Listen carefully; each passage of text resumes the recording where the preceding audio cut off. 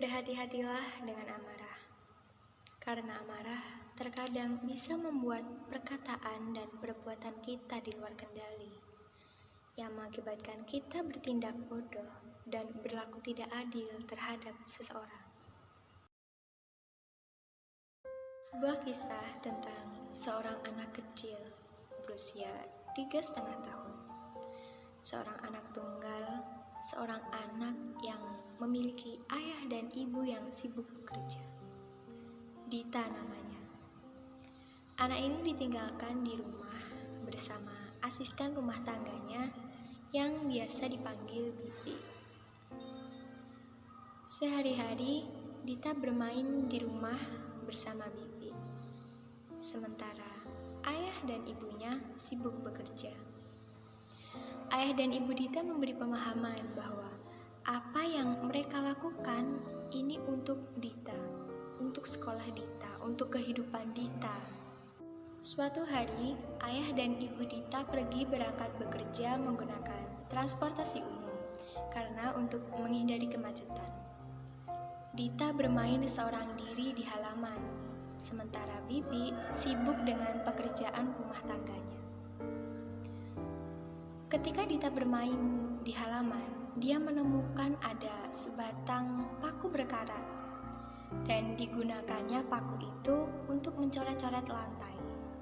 Tetapi karena lantainya terbuat dari marmer, maka coretan yang dihasilkan tidak nampak begitu jelas. Dia melihat ada mobil baru milik ayahnya. Dicobanya paku itu untuk menggambar, dan dia gambarkan wajah ayah dan ibunya di sana.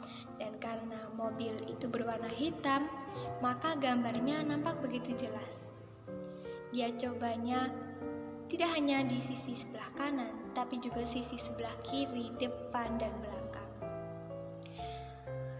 Sambil menggambar, dia sambil berkata, "Ayah, ibu, kapan aku digandeng seperti gambar ini, ayah, ibu? Aku rindu pada ayah dan ibu." Kejadian itu berlangsung tanpa diketahui oleh sang bibi. Saat ayah dan ibu Dita pulang dari bekerja, terkejutlah mereka melihat mobil yang baru dibelinya setahun itu dengan bayaran angsuran yang masih lama lunasnya penuh dengan coretan. Belum sempat mengucap salam, ayah langsung menjerit dan berteriak, "Kerjaan siapa ini? Kerjaan siapa? Bibi, mana Bibi?" Dan ayah Dita memanggil Bibi. Mendengar jeritan tuannya itu, Bibi langsung pergi keluar dan menemui ayah dan ibu Dita. "Kerjaan siapa ini, Bibi?" Bibi pun juga tidak mengetahui kejadian itu, dan ketika sadar, Bibi menyadari kalau itu perbuatan Dita. Mendengar teriakan ayahnya, Dita yang tertidur karena lelah menggambar tiba-tiba bangun dan langsung menghampiri ayah dan ibunya yang dia rindukan sepanjang hari.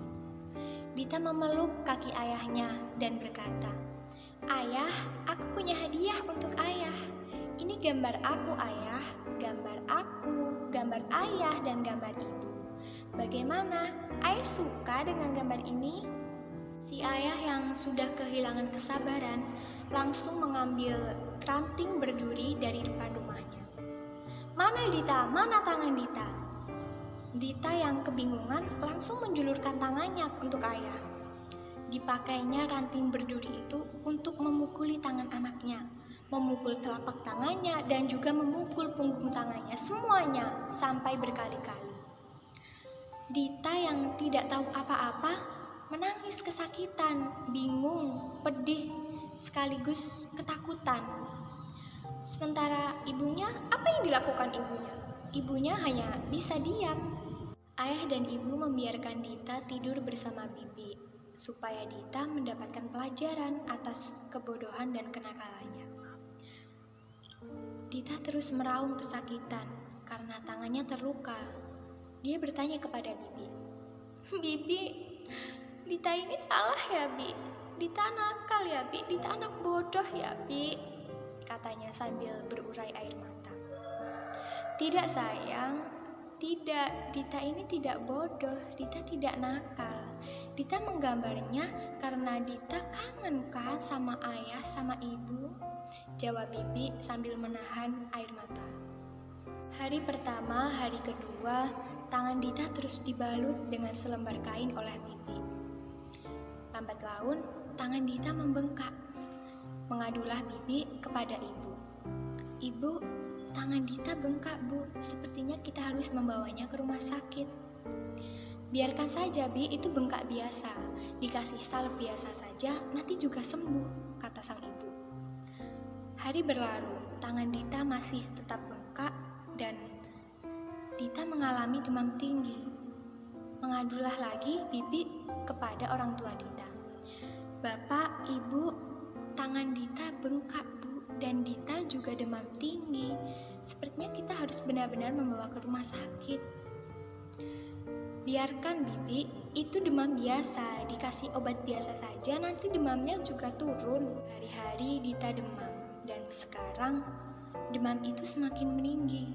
Sudah tidak bisa lagi disembuhkan dengan obat biasa. Mengadulah Bibi dan memohon kepada orang tua Dita. Bapak, Ibu, sepertinya ini sudah bukan sakit biasa lagi. Tolong, Pak, bawa Dita ke klinik, tolong. Akhirnya Dita dibawa ke klinik. Dan apa yang terjadi? Tangan Dita yang bengkak sudah penuh dengan nanah. Orang klinik mengatakan bahwa ini penyakit serius, ini tidak bisa lagi dibawa ke klinik, ini harus dibawa ke rumah sakit. Akhirnya Dita dibawa ke rumah sakit. Dita diperiksa oleh dokter. Dokter mengatakan bahwa Dita harus dirawat di rumah sakit selama beberapa hari. Ayah dan ibu Dita sudah mulai curiga, mulai merasakan ada sesuatu yang tidak beres, sesuatu yang tidak biasa saja.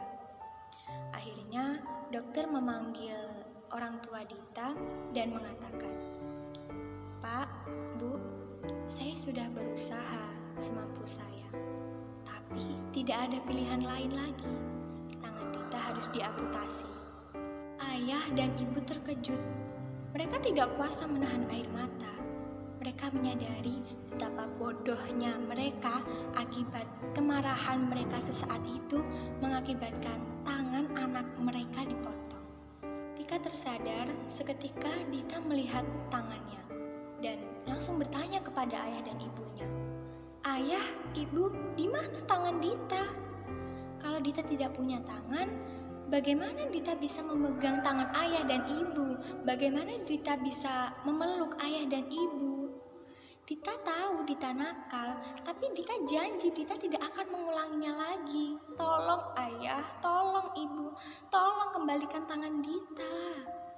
Dan itulah penyesalan yang luar biasa yang dialami oleh orang tua Dita. Orang tua yang tidak mampu menahan amarahnya, yang tidak mampu menahan kemarahannya karena kesalahan kecil dari seorang anak. Semoga kisah ini dapat menjadi pelajaran bagi kita semua agar menjadi orang tua yang bijak, menjadi orang yang lebih peduli terhadap sesama.